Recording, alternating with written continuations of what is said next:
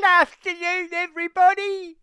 Now, I just thought I'd make this important announcement to the entire world today and let everybody know that it was actually me and my Minster for Scissoring who orchestrated the peace deal in the Middle East between Palestine and Israel. This wasn't easy to do because the only thing that Israel and Palestine have in common is that they hate ham rolls and egg and bacon McMuffins. And I know that I should probably win the Nobel Peace Prize. I'm probably the greatest Prime Minister Australia's ever had. Did you know that it took great courage from me to sit back and watch all the Jew bombings occur in Melbourne and Sydney?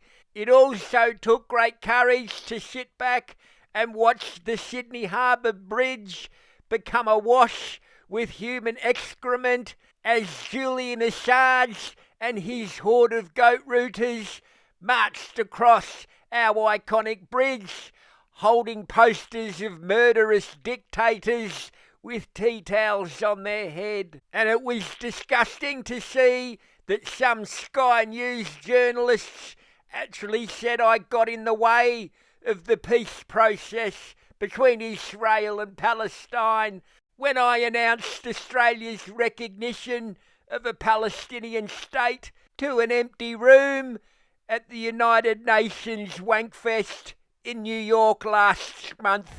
And the fact that President Trump came out and said that I was a complete naive dickhead and nothing more than a university activist that's getting in the way of a peace deal didn't stop me from having my 15 minutes of fame on the world stage.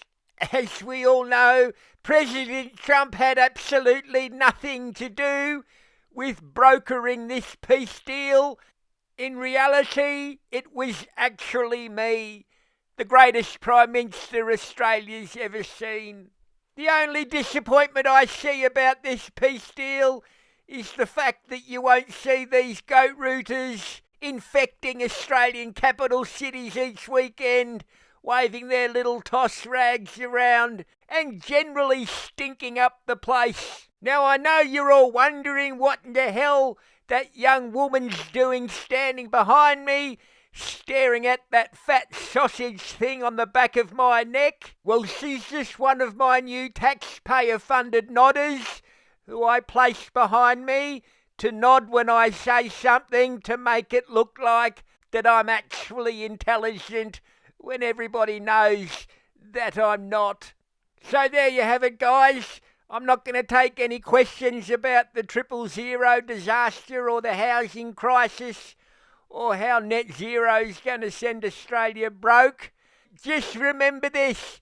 I'm the greatest Prime Minister Australia's ever had and deserved the Nobel Peace Prize, and President Trump had absolutely nothing to do with brokering this historic peace deal. Peace train sounding louder. Ride on the peace train. Let's talk about housing, Prime Minister. Oh, mate, don't say that. Peter Dutton.